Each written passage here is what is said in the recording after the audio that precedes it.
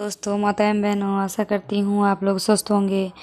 आज हम आप लोगों के लिए लेकर आए हैं दशा माता व्रत कथा नंबर 7, जो कि आप लोगों को यह कथा बहुत अच्छी लगेगी। अगर अच्छी लगे तो सब्सक्राइब करना ना भूलें, लाइक कमेंट्स ज़रूर करें, अपने प्रतिक्रियाएं ज़रूर बताएं कथा में कैसी लगी ये कथा, और बेल आइकन ज़रूर दबाएं जिससे आपको अगली कथाएं सबसे पहले आपके पास आ जाएं। तो चलिए शुरू करते हैं। एक गांव में एक बुढ़िया ब्राह्मणी रहती थी। वह बहुत गरीब थी। उसके एक बेटा था। एक दिन वह अपने बेटे से बोली, बेटा कुछ ऐसा काम करो जिससे 4 पैसे की आमदनी हो और हम दोनों की जीवन निर्वाह हो।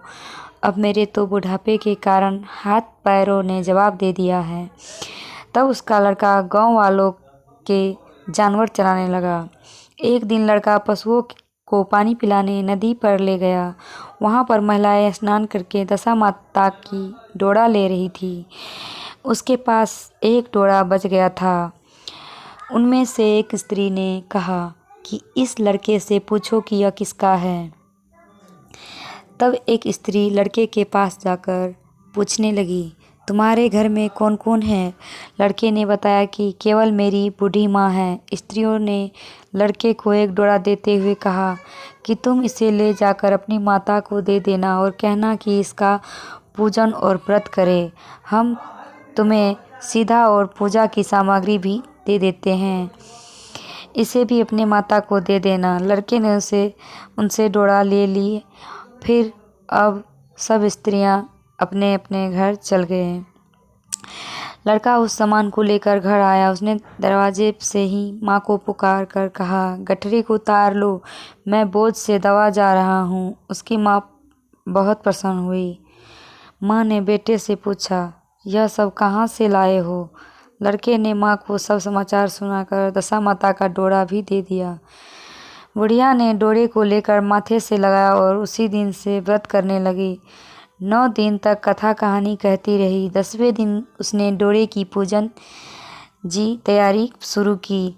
वह देहरी के बाहर गोबर से लीप रही थी कि उसी समय एक बहुत ही गरीब बुढ़िया आकर बोली कि क्या कर रही हो बहन? उसने जवाब दिया कि आज मेरे घर पर दशा माता का पूजन है, इसलिए लीप रही हूँ। उस बुढ़िया रूपी दशा माता ने कहा, मुझे बहुत प्यास लगी है, थोड़ा सा पानी पिला दो। इस पर लड़के की माता बोली, मैं तो इस मिट्टी के बर्तन से पानी पीती हूँ। मेरे यह लोटा लुटिया कुछ नहीं है। तुमको पानी किस में भर कर दूँ? एक कटोरी ही मेरे घर में है, पता नहीं वह कहाँ पड़ी होगी। ज़रा तुम ठहरो, मैं कटोरी ले आऊँ, तब तुमको पानी पिलाऊंगी। बुढ़िया हाथ धोकर अंदर कटोरी लेने गई। इसी बीच दशा माता, जिन्होंने बुढ़िया का रूप धारण कर रखा था, उसके मटके रखने की जगह पर एक सोने का घड़ा रखकर अंतर्ध्यान हो गई। बुढ़िया कटोरी लेकर मटके के पास गई। वहाँ सोने का घड़ा देखकर घबराई। वह मन में सोचने लगी कि मुझ पर बुढ़ापे में चोरी का नाम लगेगा, मैं चोर कहलाऊंगी। वह इस चिंता में दशा माता रूपी बुढ़िया को खोजने निकली। तब तक उसका लड़का भी घर आ गया था।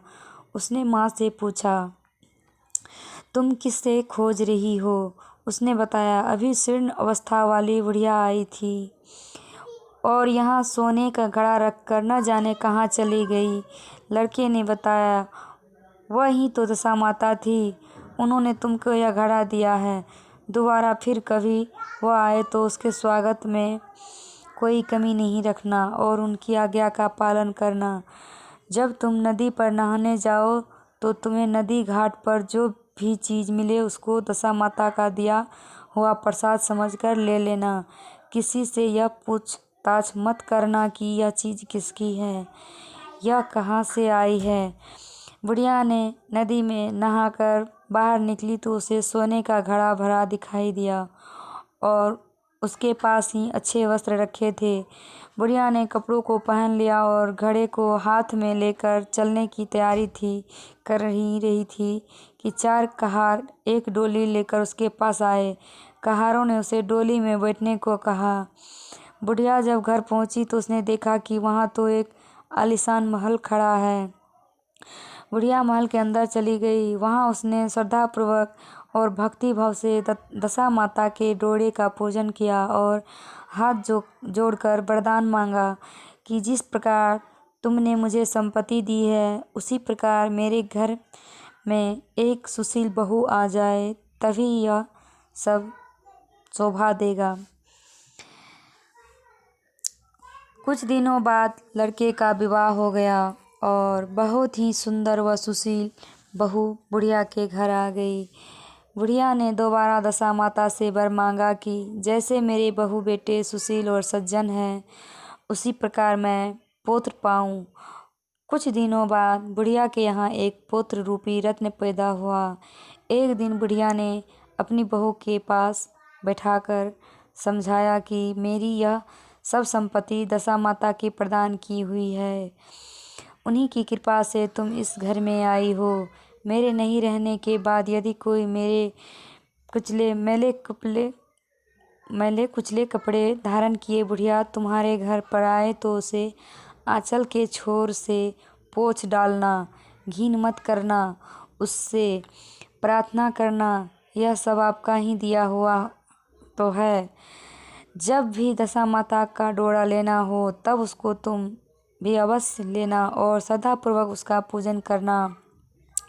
जब भी तुम्हारे ऊपर संकट के बादल घिर आए तो सुहागिनों को न्योतना, दशा माता की कृपा से तुम्हारी सब इच्छा पूरा होगी। कुछ दिनों के बाद बुढ़िया का स्वर्गवास हो गया। दशा माता ने सोचा कि बुढ़िया के घर चलकर देखना चाहिए कि उसकी बहू सास के वचनों का पालन करती है या नहीं।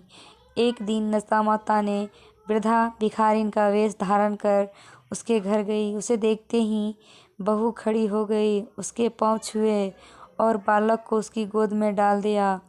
उनकी श्रद्धा भक्ति से दशा माता बहुत ही प्रसन्न हुई। उन्होंने आशीर्वाद दिया कि तेरी धर्म बुद्धि है, भगवान तेरा सदैव कल्याण करेंगे, भंडार भरपूर रहेगा, तू जो इच्छा करेगी वह तुझे अवश्य प्राप्त होगी। दशा माता ने जैसे कृपा बुढ़िया ब्राह्मणी पर की वैसे ही कृपा सब भक्तजनों पर करती रहे, बनी रहे। ध्यान से सुनने के लिए धन्यवाद। जय माता दी।